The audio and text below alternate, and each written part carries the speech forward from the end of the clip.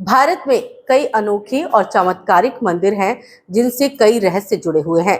इनमें से कई ऐसे मंदिर हैं जिनके रहस्यों को आज तक कोई नहीं सुलझा पाया। इसी कड़ी में हम आपको 1100 साल पुराने माता के मंदिर के बारे में बताने वाले हैं। इस मंदिर से कई रोचक कहानियां जुड़ी हुई हैं। ये चमत्कारिक मंदिर झारखंड के गुमला जिले में स्थित है।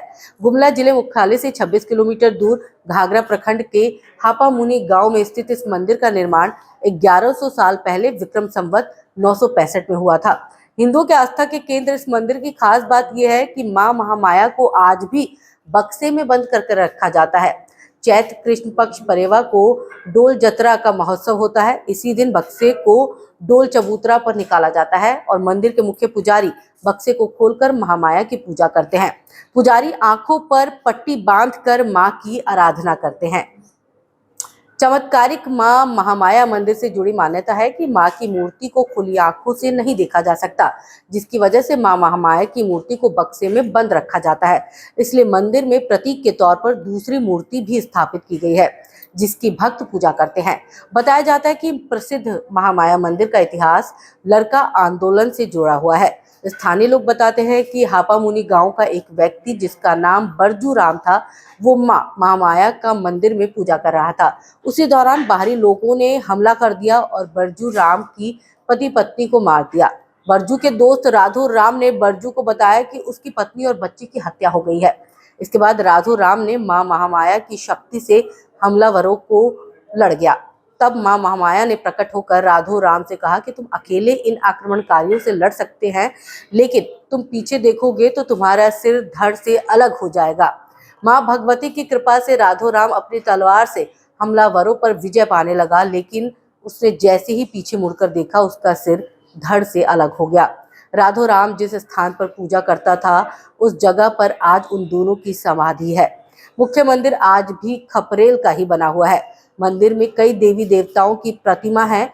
महामाया मंदिर के बारे में बताया जाता है कि हापामुनि गांव में 1100 साल पुराने पहले यहाँ पर एक मुनि आए हुए थे। वो बहुत कम बोलते थे और मुंडा जाति के लोग उनको हप्पा मुनि कहकर पुकारते थे। मुंडा भाषा में हप्पा का मतलब होता है चुप रहना। मुनि के नाम पर ही इस गांव का नाम हप्पा मुनि पड़ा, लेकिन गांव का नाम बदलकर बाद में हापा मुनि गांव कर दिया गया। मांडार थाना क्षेत्र में दक्षिणी कोयल नदी है, जहाँ एक विशाल दाह है, जिसे लोग इस समय बियार दाह के नाम से जानते हैं। लोग कहते हैं कि यहाँ पर हीरा और मोती मिलती है। बताया जाता है कि विक्रम संवत 959 में हीरा और मोती की खोज करने गए हजारों लोग दाह में डूबकर मर गए। ये बात फैल गई कि दाह में डूबकर मरने वाले लोग अपने अपने गांव में भूत बनकर घूम रहे हैं। हप्पा मुनि के निर्देश पर वहां के नागवंशी राजा ने मां भगवती को लाने के लिए विंध्याचल चले गए। राजा ने विंध्याचल में 3 साल तक मां भगवती की तपस्या की। तपस्या के बाद राजा मां भगवती के ईस्ट को लेकर पैदल आ रहे थे। इसी दौरान उन्होंने टांगीनाथ धाम में देवी भगवती को जमीन पर रख दिया और मां जमीन में समा गई। मुनि ने माता की स्तुति की, जिसके बाद मां भगवती मुरलीधर को लेकर बाहर आई। राजा भगवती को लेकर गांव आए, जिससे गांव में भूतों का तांडव खत्म हुआ। इसके बाद मंदिर में मां भगवती को स्थापित किया गया। महामाया मंदिर की स्थापना जिस काल में हुई थी, वो बड़ा ही उथल पुथल वाला था। उस समय यहाँ पर भूत प्रेत का वास होने की बात कही जाती थी। तभी यहाँ तांत्रिक जुटे और पूजा पाठ होने लगी। मान्यता है कि अपराधियों को यहाँ कसम खाने के लिए लाया जाता था। मंदिर के अंदर जाने से पहले ही अपराधी अपना गुनाह स्वीकार कर लेता था। उस समय मंदिर के पुजारी की बातों को लोग माना करते थे। तो कैसी लगी अद्भुत की इस कड़ी में मां महामाया के मंदिर की दास्तान? आप कमेंट करके ज़रूर बताइएगा।